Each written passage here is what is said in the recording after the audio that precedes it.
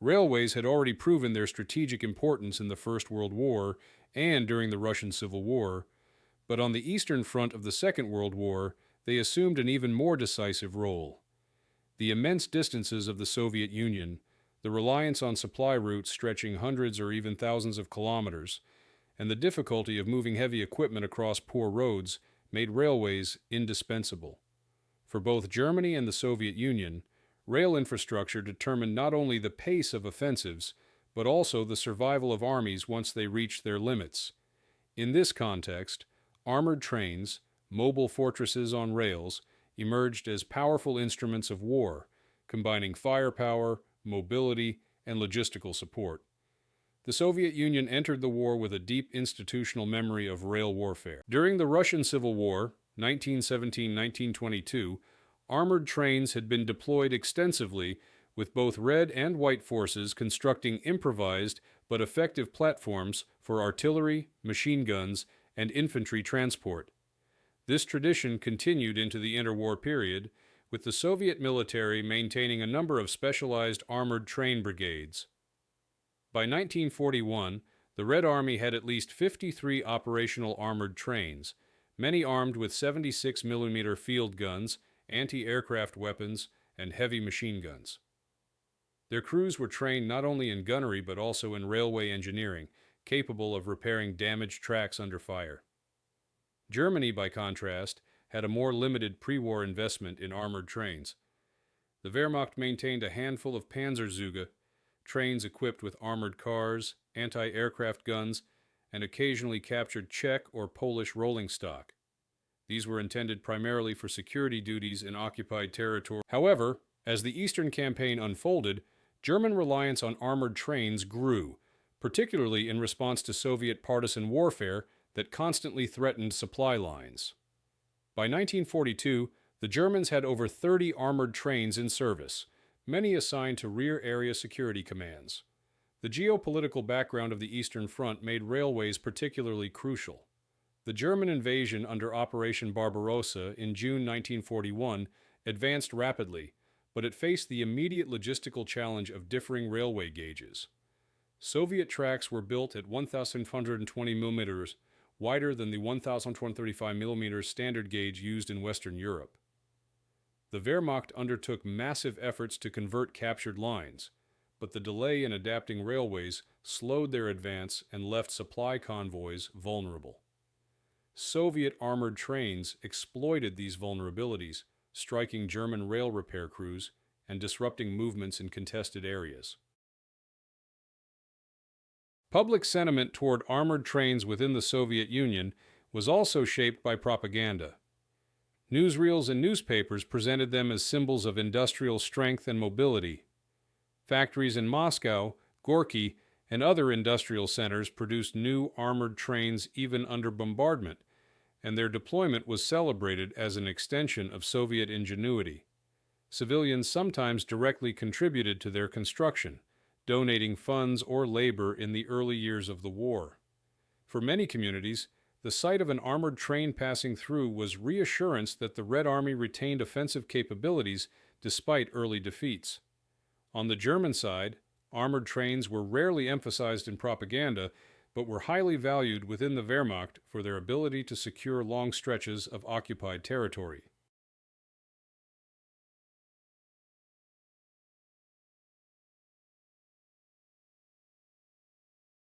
In regions such as Belarus and Ukraine, where partisan activity intensified from 1942 onward, German armored trains became indispensable for patrolling lines, transporting garrisons, and escorting supply convoys. Their presence was a constant reminder of German control, but also a reflection of the vulnerability of these regions, where partisans could disrupt supply movements daily. Intelligence estimates on both sides acknowledged the importance of rail-based warfare. Soviet reports in 1942 described German reliance on armored trains as evidence of overextended lines of communication, while German intelligence warned that Soviet armored trains were operating aggressively along the Volga, Don, and in the approaches to Moscow. Both sides understood that control of railways meant control of movement, and armored trains were central to securing that control. The Soviet Union inherited a tradition of armored train warfare from its revolutionary past and maintained an institutional capacity to build and deploy them. Germany, though initially less invested, was forced by partisan threats and logistical demands to expand its use of armored trains as the war progressed. Both sides recognized that railways were not just supply lines, but contested battlefields in themselves, and armored trains, whether striking offensives or guarding against disruption, would become visible, heavily armed symbols of the struggle that unfolded from 1941 to 1945. The opening phase of the German invasion in June 1941 revealed immediately how central the railways would be to both offense and defense, and how armored trains would transition from reserve assets to active participants. As Army Group North advanced toward Leningrad, Army Group Center toward Moscow, and Army Group South into Ukraine, their rapid mechanized thrusts quickly outran supply lines. The Wehrmacht captured vast tracts of Soviet territory, but was slowed by the necessity of repairing and converting railways from the Soviet broad gauge to German standard gauge. In this window of logistical vulnerability, Soviet armored trains took on a dual mission: direct engagement against advancing columns and disruption of enemy rail operations. Soviet armored trains were deployed in the defense of major cities, including Moscow and Leningrad. In July and August 1941, trains like the BP-43 class, equipped with dual 76mm guns and DSHK heavy machine guns, were rushed to threatened sectors of the front. Their firepower provided mobile artillery support along rail-linked axes, particularly in the defense of Smolensk and in delaying actions across Ukraine. Crews often numbered between 100 and 120 men and women, with detachments responsible not only for gunnery, but also for maintaining tracks under fire. At Smolensk, Soviet reports described trains shelling German troop concentrations along the Dnieper crossings, forcing Wehrmacht units to divert artillery to counter them. German armored trains were initially limited in number and function, assigned primarily to rear area duties. Yet even in the opening phase, Panzerzüge were deployed to secure key routes. One such train, Panzerzug 26, operated in support of Army Group South, escorting fuel and ammunition trains into captured Soviet territory. These early operations underscored their importance as protection against sabotage, as partisan attacks on rail convoys began within weeks of the invasion. For civilians, the sudden prominence of armored trains in 1941 carried both reassurance and danger. In besieged Leningrad, armored trains provided artillery fire that supported defensive belts around the city. For local populations in occupied Belarus and Ukraine, German armored trains represented the consolidation of enemy control as they patrolled lines daily, transporting garrisons and suppressing partisan activity.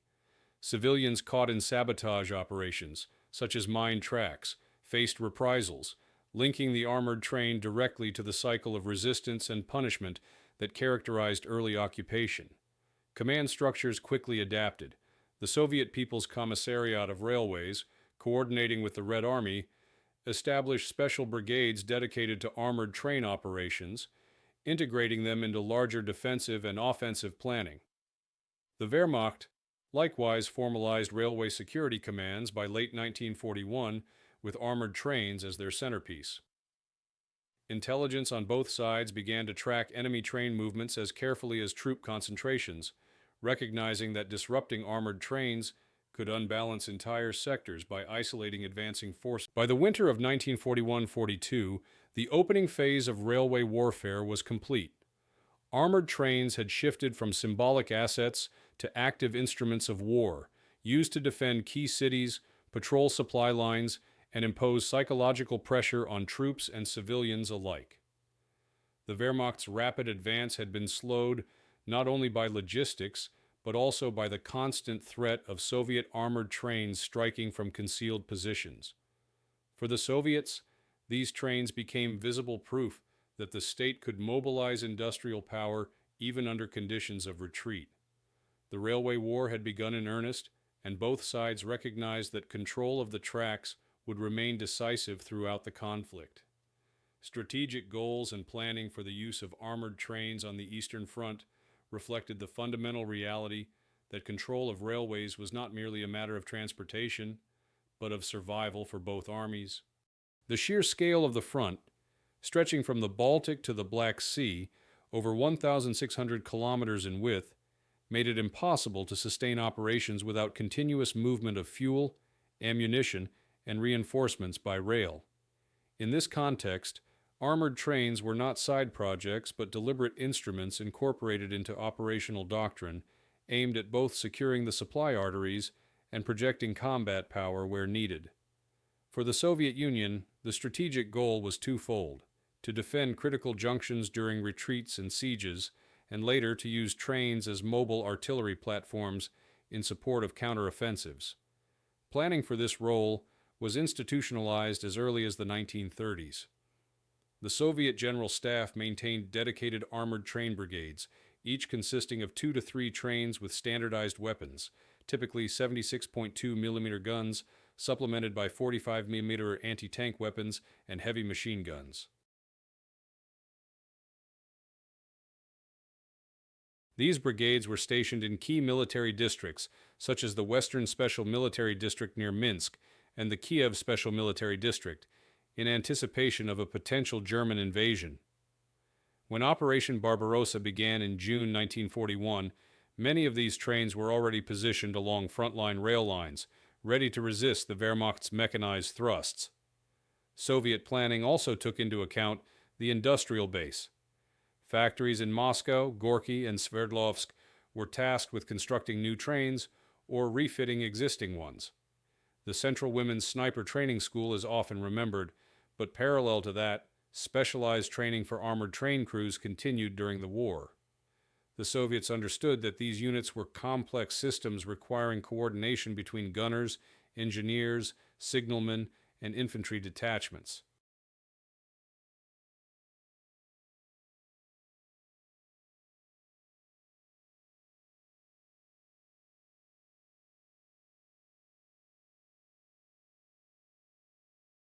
Detailed manuals instructed commanders on the tactical use of trains, never to remain stationary after firing, to employ camouflage along forested tracks, and to prepare demolitions in case withdrawal became necessary. German planning was initially less comprehensive.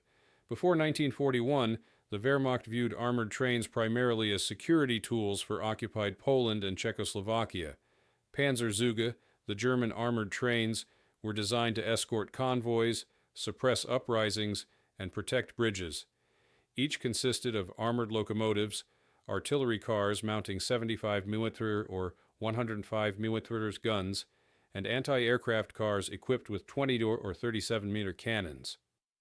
In the opening months of Barbarossa, only a limited number, around a dozen, were operational, reflecting the Wehrmacht's greater emphasis on tanks and motorized divisions. However, the rapid advance deep into Soviet territory soon exposed the vulnerability of extended supply lines and German planning. By 1942, the Wehrmacht had established dedicated railway security regiments, each supported by armored trains, to patrol lines against sabotage and partisan attacks. Both sides embedded armored trains into their larger doctrines of warfare. For the Soviets, who faced repeated encirclements in 1941, trains were often the last bastion of resistance. At Orsha and Bryansk, armored trains provided fire support for trapped infantry, allowing partial withdrawals. Strategically, this matched Stalin's directive to fight for every meter of ground, using all available resources. Later, during counteroffensives such as Stalingrad, trains were planned into artillery preparations, firing from concealed sidings into German rear areas. German commanders noted with frustration that Soviet armored trains could reposition rapidly under cover of night, making them difficult to neutralize. For the Germans, armored trains became central to anti-partisan warfare. Soviet partisans increasingly targeted railway bridges and junctions, and German planning documents from Army Group Center in 1942 emphasized that armored trains would be used to deter and punish sabotage. Panzerzug 27, for instance, was stationed near Minsk and credited with dozens of anti-partisan operations, often deploying infantry detachments to sweep villages, while the train provided fire support. German doctrine formalized these practices, instructing railway security units to use trains not just defensively, but as mobile bases of operation, with artillery and machine gun fire designed to intimidate local populations. Planning also included countermeasures against enemy trains. The Wehrmacht developed procedures to ambush Soviet armored trains, using artillery hidden near rail lines or deploying Luftwaffe dive bombers to destroy them from the air. Soviet planning responded with further camouflage, false sightings, and the dispersal of trains across multiple sectors to avoid concentration. This cat-and-mouse dynamic revealed the recognition on both sides that armored trains were significant enough to warrant direct strategic attention. Propaganda played a role in planning as well. Soviet media highlighted armored trains as symbols of resistance and industrial might. Newspapers carried stories of people's trains, funded by factory workers or collective farms, reinforcing the image of total mobilization. German propaganda, conversely, minimized their importance publicly, but in planning documents acknowledged the real threat they posed. This duality reflected broader strategic calculations. For the Soviets, trains were morale-boosting tools. For the Germans, they were operational hazards to be. The Soviets aimed to expand their fleet, eventually operating over 200 armored trains during the war, while integrating them into combined arms operations. The Germans, though limited in industrial capacity, continued to assign armored trains to rear area commands, eventually fielding around 60 Panzerzüge. Both sides had come to see them not as relics of an earlier era, but as indispensable assets for a front defined by vast distances, fragile supply lines, and constant partisan disruption. In sum, the strategic goals and planning surrounding armored trains on the Eastern Front reflected their dual nature as instruments of both logistics and combat. For the Soviets, they symbolized resilience and provided mobile firepower in desperate situations. For the Germans, they became essential for securing tenuous supply routes and suppressing resistance.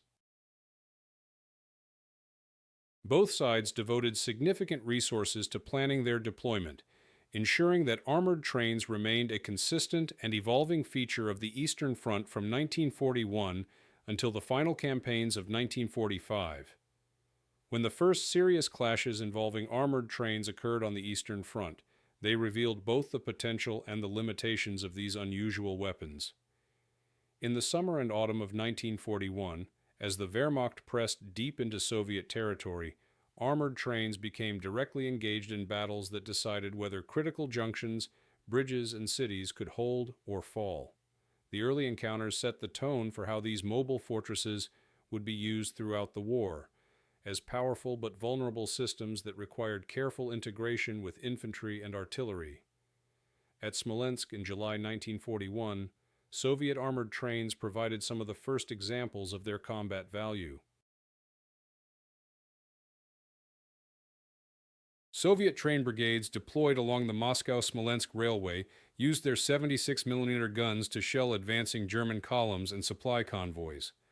Reports noted that one train, armed with both artillery and anti-aircraft mounts, engaged German ground forces while simultaneously deterring Luftwaffe dive bombers.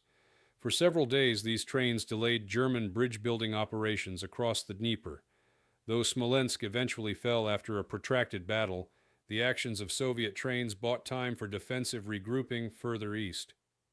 Another example was the defense of Leningrad in late summer 1941. Here, armored trains supported Soviet units holding the approaches along the Karelian Isthmus and near Mizha. Their role extended beyond combat firepower. They transported reinforcements quickly along the rail network encircling the city, plugging gaps in the defenses.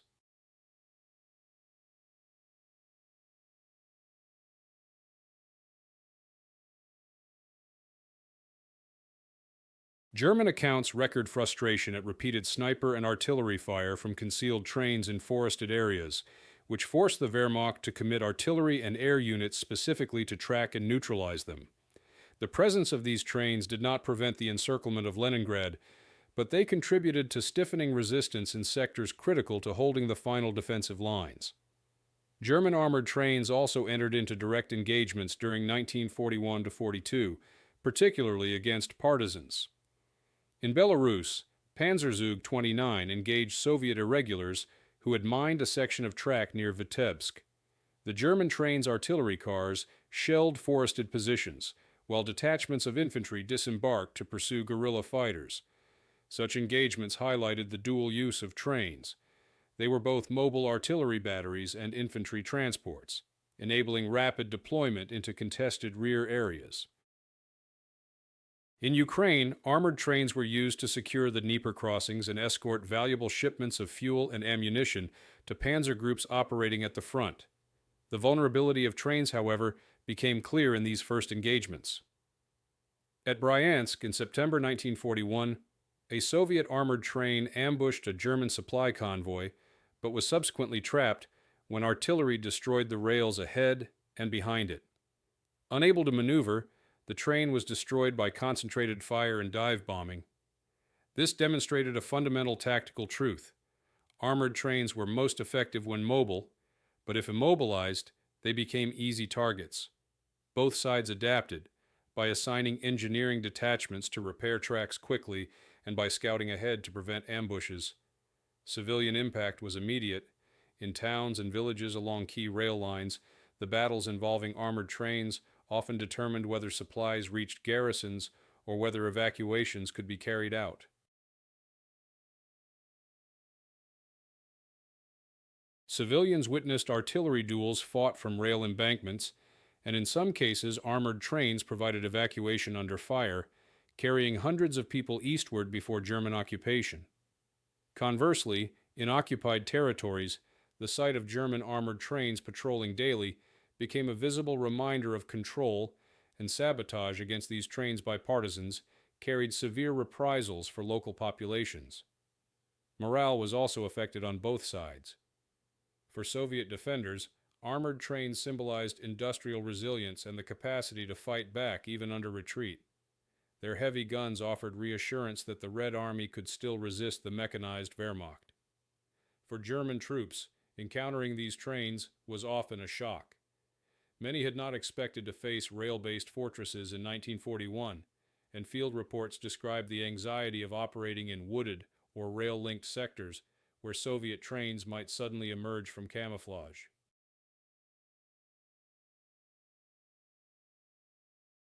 Unexpected outcomes marked these first confrontations. Although armored trains could not reverse German advances in 1941, they repeatedly delayed timetables, inflicted casualties, and complicated operations. Soviet commanders learned to use them as ambush platforms rather than as conventional artillery, while the Germans recognized their value in rear area security. By early 1942, both sides understood that armored trains were not relics of earlier wars, but active components of the new conflict. Their first clashes had demonstrated both the destructive potential of concentrated firepower on rails and the dangers of over-reliance on a system so dependent on track integrity. These early encounters established the framework for the railway war that followed.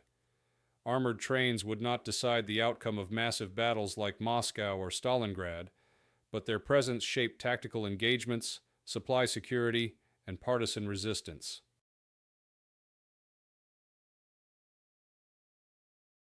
The lessons drawn from the first months of fighting, mobility, camouflage, and engineering support, would define their use through the later stages of the Eastern Front campaign. By 1942, the Railway War had entered a phase of escalation and crisis, as both the Wehrmacht and the Red Army recognized that armored trains were indispensable in the struggle to secure supply lines and contested cities. The front had stabilized in some regions, yet battles remained fluid elsewhere, and the ability to move reinforcements and heavy equipment across long distances determined whether offensives could succeed or collapse.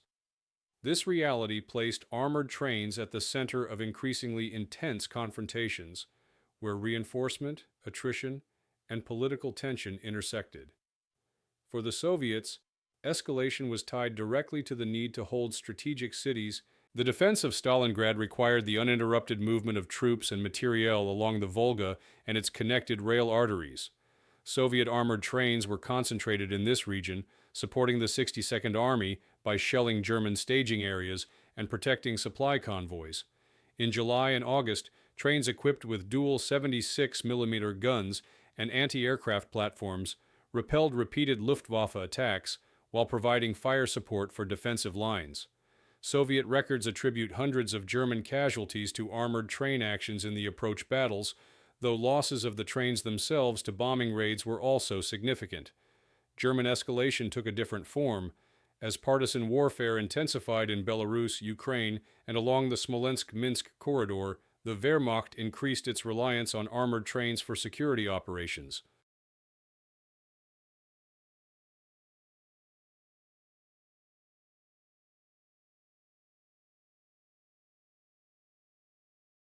By mid-1942, the Germans fielded approximately 30 operational Panzerzüge, each integrated into railway security regiments tasked with suppressing sabotage. These trains became heavily armed, with some mounting 105mm artillery pieces and multiple flak 20mm cannons. Their presence was intended not only to deter sabotage, but to reassure German garrisons and civilian administrators in occupied areas that lines could remain open. Yet the constant mining of tracks and ambushes forced trains into near-daily skirmishes, straining resources and morale. The crisis dimension was evident in how vulnerable both sides remained.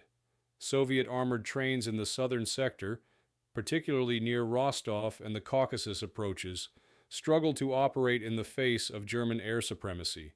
Several were destroyed by coordinated Stuka raids after being immobilized on open tracks. German armored trains, while effective against small partisan groups, found themselves inadequate when facing larger coordinated attacks. In one case near Gomel in late 1942, Soviet partisans destroyed a Panzerzug by detonating explosives beneath a bridge, killing over 100 crew and security personnel. This underscored the precarious balance. Trains offered formidable firepower, but remained tied to fragile rail lines that could be targeted at will. The terrain and weather compounded the crisis. Harsh winters froze rail switches and complicated movement, forcing trains to remain idle and vulnerable to artillery bombardment. In the spring and autumn, heavy rains turned approaches to tracks into impassable mud, limiting the ability of infantry support to maneuver with the trains. Both armies responded by assigning engineering battalions to armored train brigades, tasked with rapid repair and defensive construction. Political tensions also escalated around their use. Soviet leadership emphasized armored trains in propaganda, presenting them as symbols of popular resistance. Units named after factories, trade unions, or collective farms, such as the Sverdlovsk Metallurgist or Moscow Komsomolets, were highlighted in press reports to demonstrate unity between front and rear. In occupied territories, German authorities portrayed armored trains as evidence of control, staging parades and inspections to reassure local collaborators. Yet the necessity of relying so heavily on them betrayed the vulnerability of supply networks, and both sides knew it. International response was limited but noteworthy. Allied observers in 1942-43 reported on the Soviet use of armored trains, with British and American attachés noting their effectiveness in Stalingrad's defense.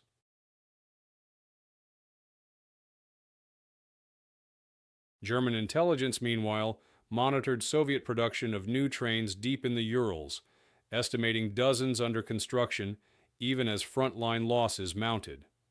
By late 1942, escalation and crisis had fully converged. Armored trains were no longer auxiliary assets, but central features of the war's logistics and combat on the Eastern Front. They patrolled hundreds of kilometers of tracks daily, escorted vital shipments, and entered direct combat in both defensive and offensive operations. Yet their reliance on intact rail lines made them increasingly contested symbols of control. As both Soviet and German forces poured reinforcements into key sectors, armored trains operated in a constant state of crisis. vital enough to be protected at all costs, but vulnerable enough to face destruction whenever supply networks faltered. By 1943, the railway war on the Eastern Front had reached its peak, and armored trains were engaged in their largest and most intense operations of the conflict.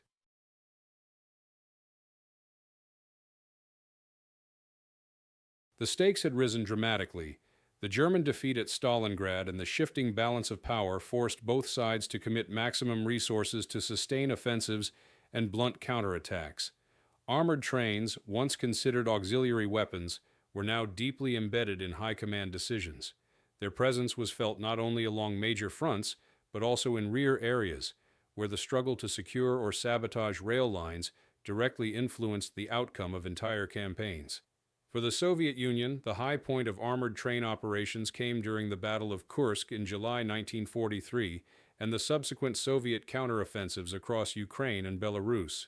The Red Army massed over 3,600 men, supported by 7,000 tanks and 20,000 artillery pieces, and armored trains were integrated into these operations as mobile artillery reserves. Soviet armored trains, numbering over 80 in active service, provided fire support along key railway corridors. Each train could deliver concentrated barrages against German armored thrusts, firing 76 mm and 85 mm guns mounted on armored wagons. Soviet reports credited trains with halting several localized German counterattacks on secondary rail-linked sectors, buying time for infantry to fortify positions. At Kursk, where the largest tank battle in history unfolded, armored trains did not play a decisive role in the direct clash of armor at Prokhorovka, but they were vital on the periphery. They supplied ammunition, evacuated wounded, and shelled German reinforcements moving along captured or contested tracks. One Soviet train near Orel reportedly fired over 300 shells in a single day against German troop columns, disrupting their ability to reinforce a breakthrough attempt. Their contribution was logistical as much as tactical, ensuring that Soviet mechanized forces could sustain a defense that transitioned into a massive counteroffensive. The Germans also escalated their deployment at this stage. By 1943, the Wehrmacht operated more than 50 armored trains, reorganized into specialized railway protection commands, Bahnschutzes. These Panzerzüge were heavily upgraded, some equipped with captured Soviet 76 mm guns, Flak-Vierling quadruple 20 mm anti-aircraft systems, and even armored reconnaissance cars for scouting ahead. Their main mission remained the protection of supply routes from Soviet partisans, whose operations reached unprecedented intensity in Belarus, Western Russia, and Ukraine. During Operation Rail War, in August 1943, Soviet partisans detonated explosives along thousands of kilometers of track, derailing or damaging hundreds of German trains. Panzerzüge were dispatched to contest these sabotage operations, often engaging in firefights with partisan detachments. For the Soviets, Stavka directed that armored trains be concentrated around critical logistical arteries feeding major offensives. During the Belgorod-Kharkov offensive in August 1943, trains were positioned to secure crossings over the Donets River, firing across wide arcs to suppress German bridgeheads. For the Germans, Army Group Center and Army Group South both insisted on armored train deployments to stabilize collapsing rear areas. In some cases, trains became the only means of maintaining German control over isolated garrisons, ferrying supplies and reinforcements under constant threat. The peak of the campaign also revealed the limits of the system. The Luftwaffe, though increasingly weakened, still posed a danger to Soviet trains operating in open terrain. Several were destroyed during Kursk and subsequent operations when caught by German dive bombers.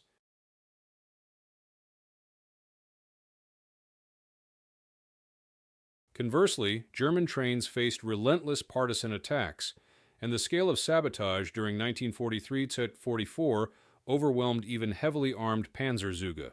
Crews were forced to adopt increasingly desperate measures, such as pushing flat cars filled with sand or logs ahead of the train to absorb mine explosions. Despite these adaptations, losses mounted steadily. Civilian suffering during this period underscored the intensity of the railway war.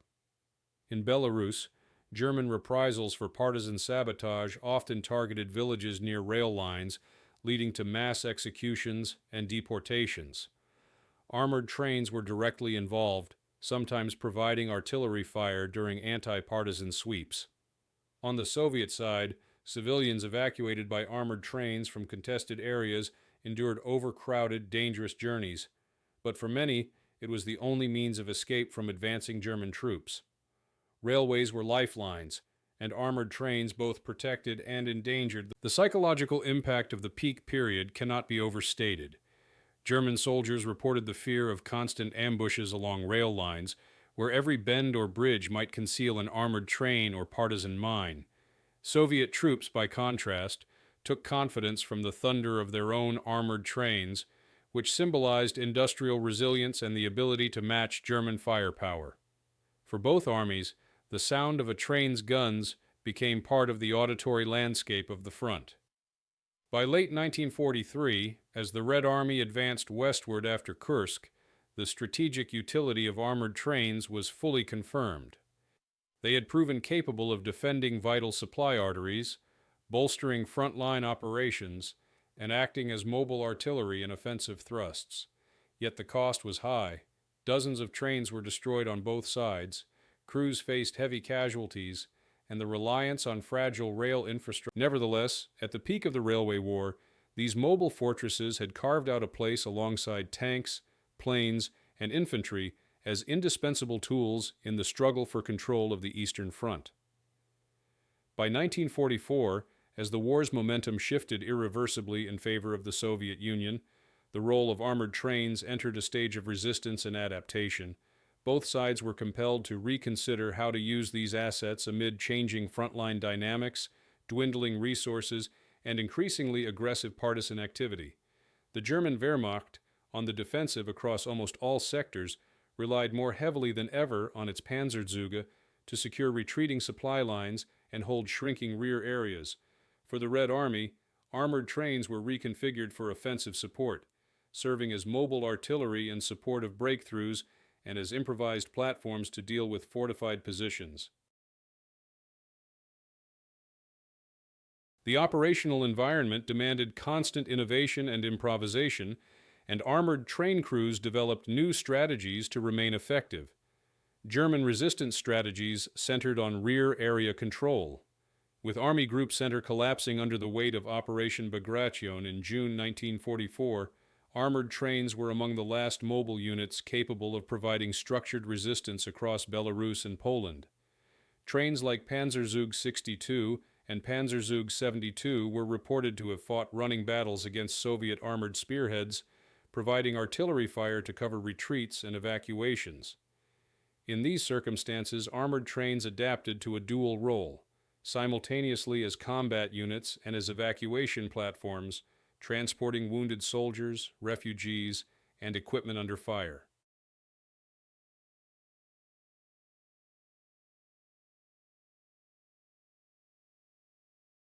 To resist Soviet breakthroughs, German crews began fortifying trains even more heavily, adding extra armor plating and sandbag protection, while some carried makeshift anti-tank obstacles to be deployed at critical junctions. Soviet adaptation reflected the transition from defense to relentless offense. As Red Army mechanized units advanced into Eastern Europe, armored trains provided artillery barrages against German strongpoints in urban centers such as Brest, Lublin, and later Warsaw. Soviet crews adopted flexible tactics, using rail sidings and concealed tracks to position their trains for sudden bombardments before withdrawing. In some cases, they worked directly with partisans who guided them toward weak points in German defenses or informed them of mined rail segments.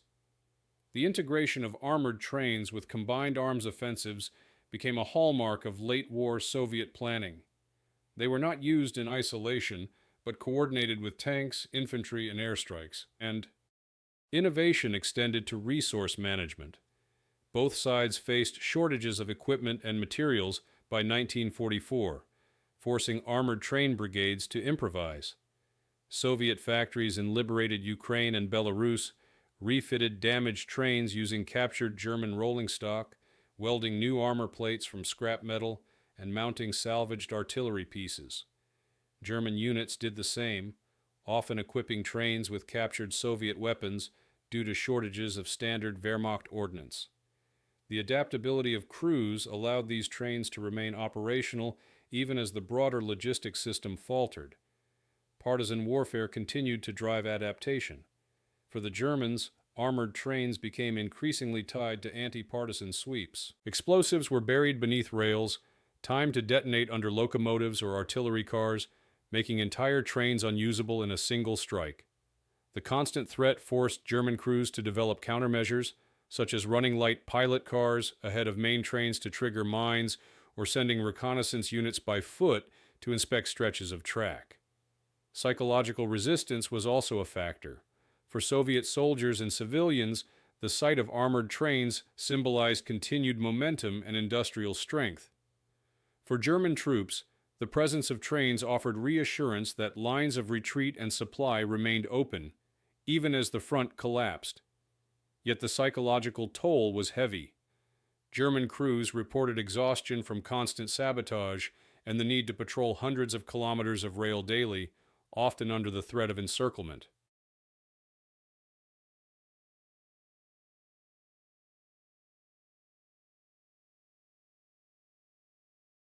Soviet crews, though advancing, faced the strain of operating in hostile terrain, with German rearguards and Luftwaffe sorties still posing dangers. Civilian populations again bore the consequences. In occupied Poland, German armored trains were associated with reprisals after partisan attacks, sometimes shelling villages suspected of harboring resistance fighters. Soviet trains, by contrast, were often used to evacuate civilians from liberated zones, though overcrowding and lack of resources created harsh conditions. For local communities, the trains embodied both oppression and liberation, depending on which army controlled the lines. By late 1944, the adaptation of armored trains had reached its limits. They remained effective in narrow roles, delaying advances, supporting sieges, and suppressing resistance, but could no longer dictate the broader course of campaigns. Their utility was most visible in specific contexts: Soviet trains blasting through German defenses during urban fighting, or German Panzerzüge conducting desperate holding actions along retreating lines. In both cases, their continued use demonstrated ingenuity and resilience even as the strategic balance made their eventual decline inevitable. Thus, the stage of resistance and adaptation revealed the armored train as a weapon both flexible and constrained. It could be reconfigured, repurposed, and redeployed in countless ways, but it could not escape its dependence on fragile rail lines and vulnerable infrastructure. By 1944, armored trains had proven their staying power, but their role was increasingly defined by improvisation and survival rather than grand strategic ambition. The turning point for the Railway War came in 1944, when the strategic momentum of the conflict shifted decisively toward the Soviet Union.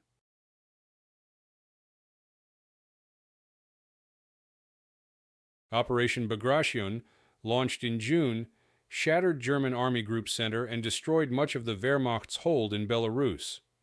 This massive offensive also demonstrated the changing role of armored trains, from tools of resistance and rear area security to symbols of collapse for one side and of breakthrough for the other. The German reliance on Panzerzüge to protect retreating supply lines became unsustainable, while Soviet trains increasingly operated in liberated territory, supporting rapid advances and consolidating gains.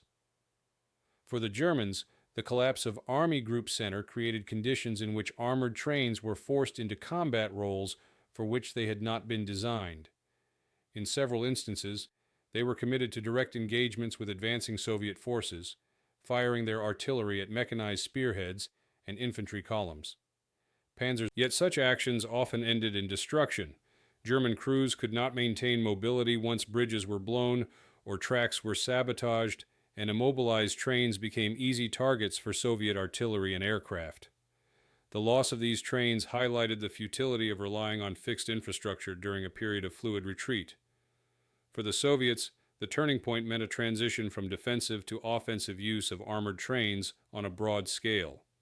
As Red Army forces pushed westward, trains were employed to secure rail hubs in Minsk, Vilnius, and later Warsaw. They provided fire support for urban fighting, where their heavy guns could shell German positions from relative safety behind advancing infantry. Their presence also ensured that critical railway lines were quickly restored for logistical use. In some cases, Soviet engineering brigades repaired captured tracks under the protection of armored trains, allowing supply convoys to move forward almost immediately. The Luftwaffe's decline further tipped the balance. By late 1944, German air power was no longer sufficient to dominate skies over the Eastern Front. This reduced one of the major threats to Soviet armored trains, which had previously been vulnerable to air attack when caught in the open. Now Soviet trains could move more freely, with only sporadic harassment from dwindling German air units. Conversely, German trains operating in retreat zones faced constant danger from the increasingly dominant Soviet Air Force, which bombed bridges, sidings, and junctions with growing regularity. Civilians experienced the consequences of this turning point directly. In Belarus and Poland, many villages had already been devastated by the cycle of partisan activity, German reprisals, and scorched earth retreats. Soviet armored trains arriving in these areas. For many civilians, the trains represented liberation and the return of Soviet authority, though they also brought military control and requisitioning of local resources. In German-occupied areas further west, the sight of retreating armored trains often signaled to local populations that occupation forces were collapsing and that Soviet forces would soon arrive. The psychological dimension of this shift was significant. German soldiers no longer saw armored trains as reassuring guardians of rear areas, but as last-ditch units fighting hopeless battles. Soviet troops, by contrast, regarded their own trains as emblems of unstoppable advance, linking them directly to the Red Army's industrial and logistical superiority. For partisan fighters, the turning point meant that German armored trains, once formidable adversaries, were increasingly isolated and vulnerable, while Soviet trains became allies in consolidating liberated zones. By the end of 1944, the turning point in the railway war was clear. German armored trains had shifted from instruments of control to instruments of retreat, while Soviet trains embodied the logistical power of advancing offensives. The broader shift in the war mirrored this transformation. Armored trains could still fight, but their effectiveness depended on the strategic context. With the Red Army advancing relentlessly westward, the railway war was no longer about holding lines against invasion, but about accelerating the collapse of German resistance and securing the infrastructure of a continent in transition. The aftermath of the railway war was defined by the accelerating collapse of the Wehrmacht in the east and the irreversible advance of Soviet forces across Eastern Europe.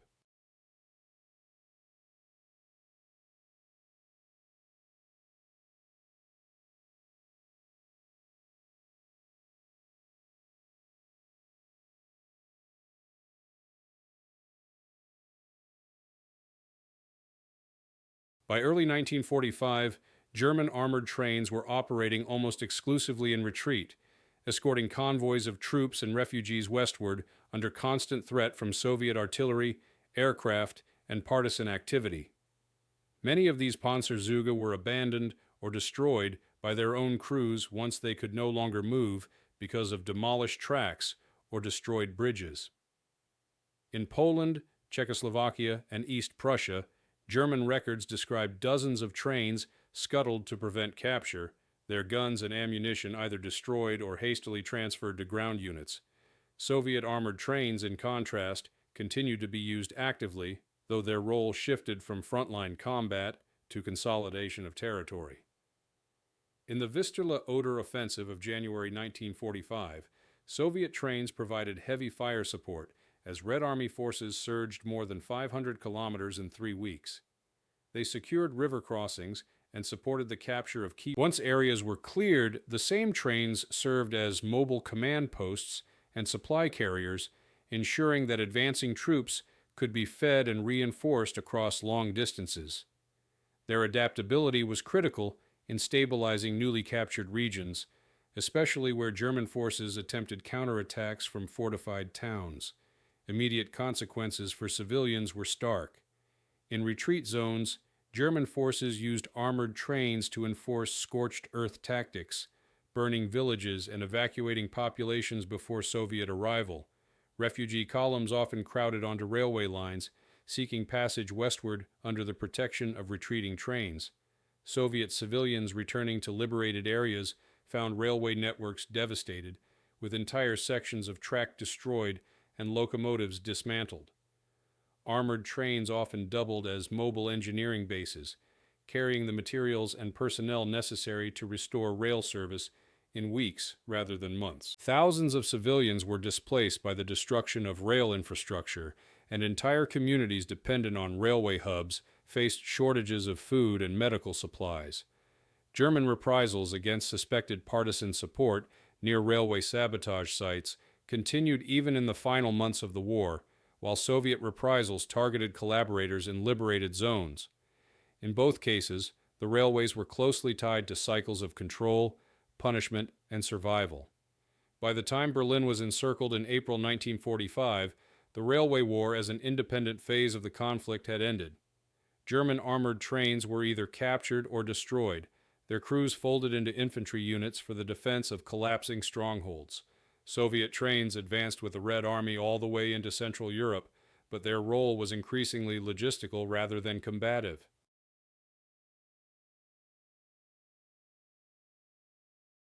The era of large-scale armored train battles was over, but the scars they left on the landscape and on civilian populations were evident in burned-out stations, destroyed bridges, and wrecked carriages scattered across Eastern Europe. The immediate aftermath therefore underscored the dual nature of armored trains. For the Germans, they represented desperate measures in retreat, symbolic of a military machine dismantling itself under pressure. For the Soviets, they were instruments of reconstruction as much as destruction, used to secure the rear of one of the largest offensives in history. Both sides left behind hundreds of wrecks, and the memory of these mobile fortresses became part of. In military, political, and cultural terms, these machines left behind a complex and often contradictory significance. They had been simultaneously symbols of industrial strength, instruments of local control, and vulnerable relics in a rapidly mechanizing war. Their memory and interpretation after 1945 reflected the broader contest over how the war itself was remembered and utilized in the decades that followed. For the Soviet Union, armored trains were woven into the narrative of resilience and ingenuity. State propaganda in the post-war years emphasized their role in holding critical fronts during 1941 and 1942, in providing artillery support for turning point battles like Stalingrad, and in accompanying the Red Army's triumphant march westward. Museums and war memorials preserved some trains as exhibits, such as those at Moscow and Volgograd, showcasing them as Soviet historiography presented them not only as weapons, but as extensions of the people's war. Trains built by factory workers under bombardment, funded by collective farms, and crewed by soldiers from diverse regions. This narrative reinforced the theme of unity between the home front and the battlefield. In Germany, the legacy was more muted, but still notable. Veterans' accounts from Wehrmacht railway units often recalled the constant strain of partisan warfare and the reliance on Panzerzüge to protect lines in occupied territories. These recollections underscored both the technical strength of the trains and the futility of defending overstretched networks against a determined enemy and hostile population. Post-war military analysis in Germany and NATO countries paid limited attention to, yet within specialist circles, their role as mobile fortresses and psychological weapons was acknowledged as significant in the unique conditions of the Eastern Front. Civilians who had lived along the railways remembered armored trains in highly localized ways. For some, they symbolized salvation, as Soviet trains evacuated families from besieged zones or brought supplies to starving cities. For others, particularly in Belarus, Ukraine, and Poland, German armored trains were remembered as instruments of terror associated with reprisals and destruction in response to partisan sabotage. These contrasting memories entered post-war folklore and local history, shaping how different communities understood the Railway War within the broader trauma of occupation and liberation. Politically, the memory of armored trains intersected with Cold War narratives.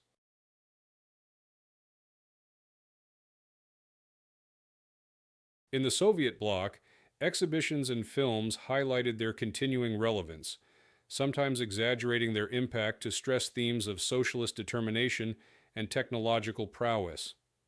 In Western Europe, armored trains became symbols of anachronism, invoked in discussions about how Nazi Germany had misallocated resources to defend obsolete supply systems. The cultural memory thus diverged, shaped by political needs as much as historical accuracy.